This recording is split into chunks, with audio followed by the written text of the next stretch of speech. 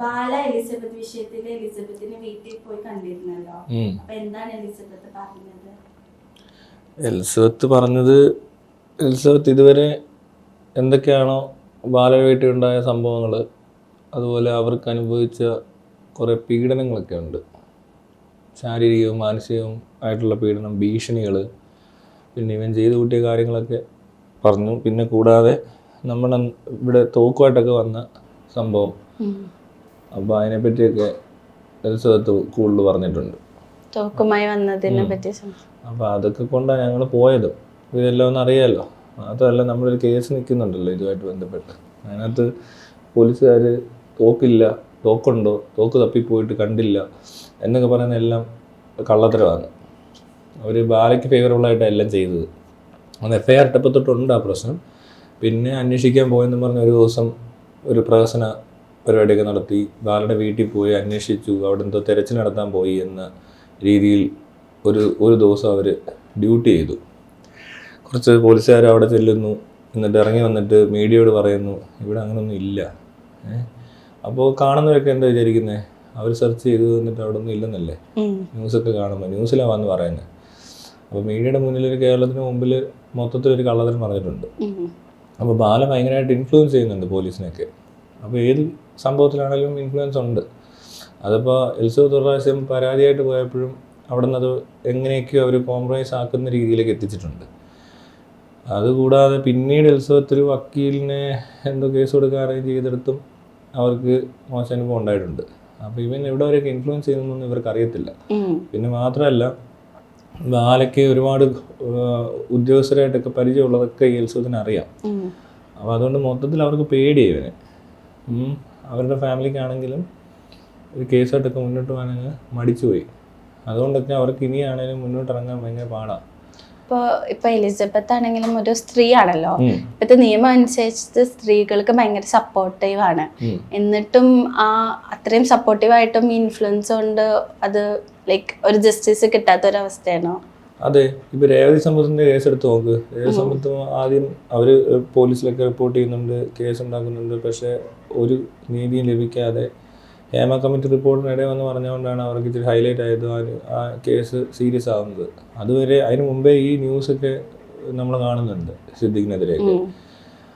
അപ്പോൾ സ്ത്രീയാണ് അങ്ങ് കിട്ടും എന്നൊക്കെ പറയുന്നതിനകത്തും കുഴപ്പമുണ്ട്. സ്ത്രീകളായാലും ആരായാലും ഇതുപോലത്തെ ആൾക്കാർക്കെതിരെയൊക്കെ പറയുമ്പോൾ സ്വാധീനം ഒരുപാട് അവർ പോലീസിനെ സ്വാധീനിക്കുന്നുണ്ട്. പിന്നെ എലിസബത്ത് കുറേ ദിവസങ്ങൾ അല്ലെ വർഷങ്ങൾ അവിടെ താമസിച്ചു. 1 വർഷത്തോളമാണെന്ന് തോന്നുന്നു. എത്ര വർഷം ജീവിച്ചിട്ടുണ്ടെന്ന് അറിയത്തില്ല. അപ്പോൾ അവിടെ നിരന്തരമായി പീഡിപ്പിക്കപ്പെടുന്നുണ്ട്. അപ്പോൾ അങ്ങനെ ഒരാൾ വലിയൊരു ട്രോമയിൽ അവർക്ക് ഡിപ്രഷനിലോട്ട് പോയിട്ടുണ്ടെന്ന്, രേവതി സമ്പത്തും ഡിപ്രഷനിൽ പോയിട്ടുണ്ടെന്നാണ് പറഞ്ഞത്.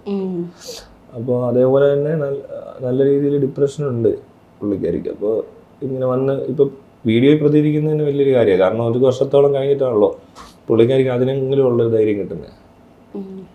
അപ്പോൾ തിരിച്ച് സത്യം പറഞ്ഞാൽ ഇത്രയും ഒരു ബുദ്ധിമുട്ടിന്ന് കരകയറുന്ന ഒരു സീനായിരുന്നു. അത് കഴിഞ്ഞിപ്പോൾ അവർ പ്രതികരിക്കാൻ തുടങ്ങി. അതിന് വേറെയും കാരണങ്ങളുണ്ട്. കാരണം പുള്ളിക്കാരി ഇത് പ്രതികരിച്ചില്ലെങ്കിൽ കുറച്ചുകൂടി കൂടുതൽ പെൺകുട്ടികൾ ഇതേപോലത്തെ ട്രാപ്പിലൊക്കെ പെടാനുള്ള സാധ്യത ഉണ്ടെന്നൊക്കെ ഉള്ളൊരു തോന്നൽ.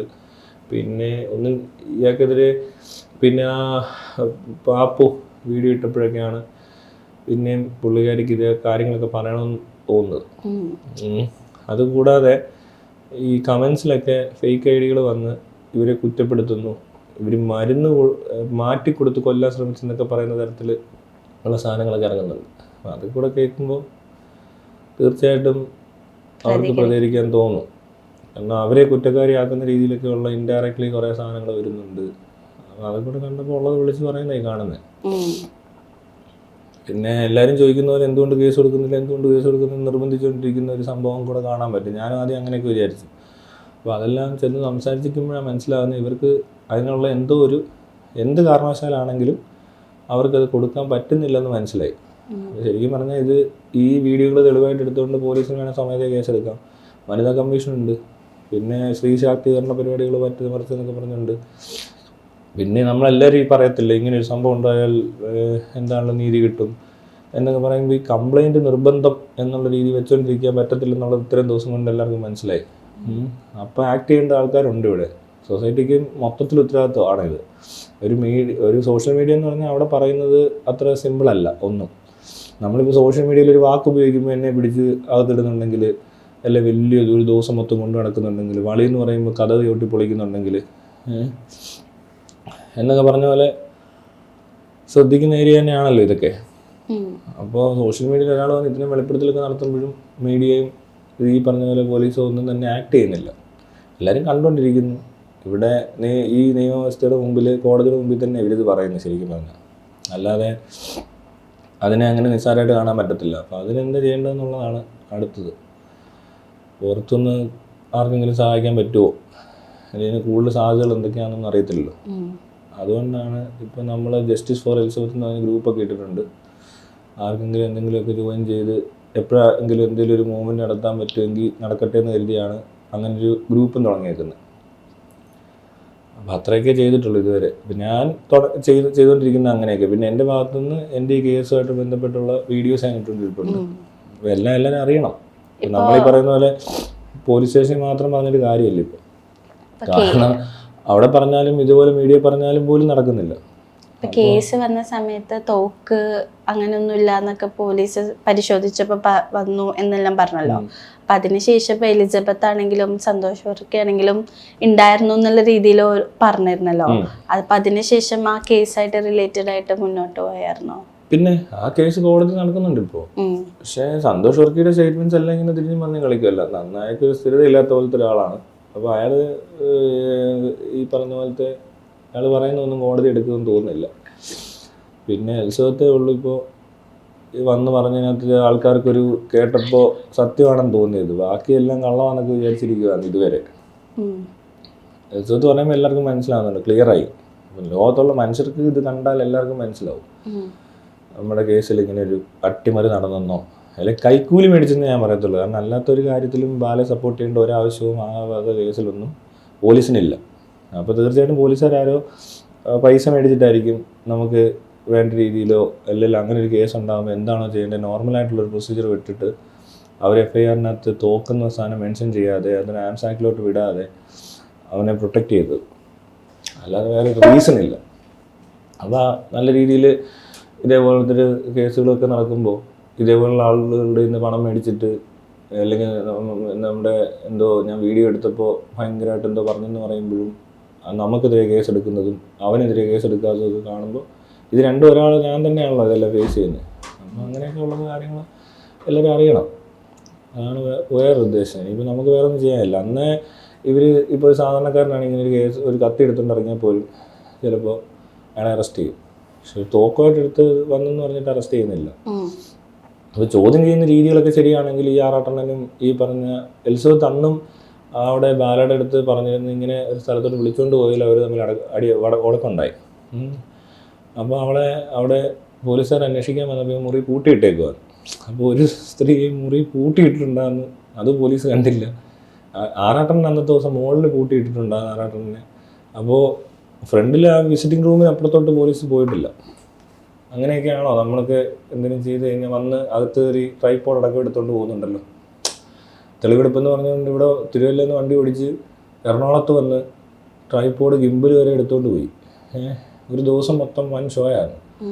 ഇക്ക വിളിച്ചു പറഞ്ഞു ലാൽ സാർ എന്നൊക്കെ പറയുന്ന പോലീസൊക്കെ ഉണ്ട്.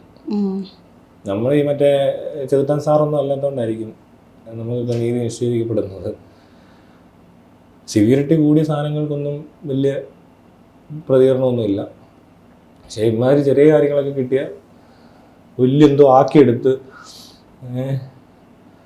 അതുകൂടാതെ അതിനകത്തൊക്കെ ഈ അപകീർത്തിപ്പെടലും ഉണ്ടെന്നേ.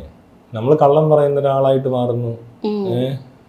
ബാലയെപ്പോലെ ഒരാളെ കൊടുക്കാൻ വേണ്ടി ഗൂഢാലോചന നടത്തിയെന്നൊരു കേസ് FIR ഇട്ടിട്ടുണ്ട് പാലഘട്ട സ്റ്റേഷനിൽ. അതൊക്കെ അവരിട്ടു. ഞാനും ആറാട്ടണ്ണനും ചേർന്ന് ഗൂഢാലോചന നടത്തിയെന്ന കേസിനകത്തുള്ളത്. അതൊക്കെ വളരെ നല്ല വൃത്തിയായിട്ട് അവർ ചെയ്തിട്ടുണ്ട്. പക്ഷെ ഇത് വരുമ്പോൾ കുറച്ച് വൃത്തികേടാകുന്നുണ്ട് ഇവിടെ. ആ വൃത്തികേടെന്ന് പറയുന്നത് തീർച്ചയായിട്ടും കറക്റ്റഡായിട്ടുള്ള പോലീസുകാരാണ്. അല്ലെങ്കിൽ ഒരിക്കലും അങ്ങനെ സംഭവിക്കേണ്ടതല്ല. എന്നെ തുല്യനീതി ഉണ്ടോ എന്നൊക്കെ ചോദിക്കുകയാണ് അന്ന് വീഡിയോയിലൊക്കെ. തുല്യനീതി എന്നൊന്നും പറയുന്ന സാധനമൊന്നും ഇല്ല. ഇല്ല. ഈ ബാലയും ഗോവിന്ദചാമിനും കൂടെ ഒരു കമ്പയർ രണ്ടൊരു മുൻനിർത്തി ഒരു പോസ്റ്റ് ഇട്ടായിരുന്നു FB-ല്. അതിനെ പറ്റി എന്താ പറയാ? അതായത് ബാല ബലാത്സംഗം ചെയ്ത പെണ്ണുങ്ങൾ ആരും മരിച്ചില്ലെന്ന് ഞാൻ പറയും. അതുകൊണ്ട് ബാല നല്ലവനാണ്, മനസ്സിലായോ? അങ്ങനെയാണ് ഞാൻ പോസ്റ്റ് ഇട്ടത്. അപ്പോൾ ഗോവിന്ദചാമി പോലത്തെ ഒരാളെ അയാളും ബലാത്സംഗ ശ്രമത്തിനിടയിൽ ഈ പെൺകുട്ടി കൊല്ലപ്പെടുവാണ്. അപ്പോൾ ഇതിനകത്ത് ബാലയുടെ ഈ ക്രൂരതയ്ക്കിടയിൽ ആ പെൺകുട്ടികളൊന്നും കൊല്ലപ്പെടാഞ്ഞത് കൊണ്ടാണ് തൽക്കാലം ബാക്കിയുള്ളതൊക്കെ ചെയ്യുന്നത് ഏകദേശം എന്താ പറയുക പീഡിപ്പിക്കുന്നത്. ഇപ്പോൾ നിസ്സഹായാവസ്ഥ പിന്നെയുണ്ട്. അതായത് കല്യാണം കഴിച്ചു എന്ന് പറഞ്ഞ് വീട്ടിൽ ഇട്ട് അയാളുടെ വീടിനകത്ത് പെട്ടുപോയ പല രീതിയിൽ എന്താ പറയുക അവർക്ക് പ്രഷറുണ്ട്, അല്ലെങ്കിൽ പല ഇൻഫ്ലുവൻസ് ഉണ്ട്. ഇപ്പോൾ കുടുംബക്കാരാണല്ലോ ഇടപെടും, അവർക്ക് ആ നാണക്കേട് ഒഴിവാക്കാൻ വേണ്ടിയിട്ട് എന്നൊക്കെ പറഞ്ഞ രീതിയിലാണല്ലോ ഇവിടെ പല ഗാർഹിക പീഡനങ്ങളും അനുവദിച്ചു കൊടുത്തേക്കുന്നത്. അതേപോലത്തെ സംഭവങ്ങളാണ് നടന്നേക്കുന്നത്. പിന്നീട് ബാലയുടെ വക്കീലോ കോണ്ടാക്ട് ചെയ്തിരുന്നോ കേസുമായി ബന്ധപ്പെട്ടിട്ട്? നമ്മളെ പിന്നെ കോണ്ടാക്ട് ചെയ്യത്തില്ല, അങ്ങനെയൊന്നും കോണ്ടാക്ട് ചെയ്യേണ്ട ആവശ്യമില്ല. അവർ കോണ്ടാക്ട് ചെയ്യുന്നത് നമ്മളായിരിക്കത്തില്ല മിക്കവാറും. അവർക്ക് കോണ്ടാക്ട് ചെയ്യാൻ ഒരുപാട് ഉദ്യോഗസ്ഥരൊക്കെ ഉണ്ടാവും. നമ്മളെ കോണ്ടാക്ട് ചെയ്യുന്നത് അവർക്കറിയാമല്ലോ ഈ സാധനം അവരുടെ കയ്യിലാണ് നിൽക്കുന്നതെന്ന്.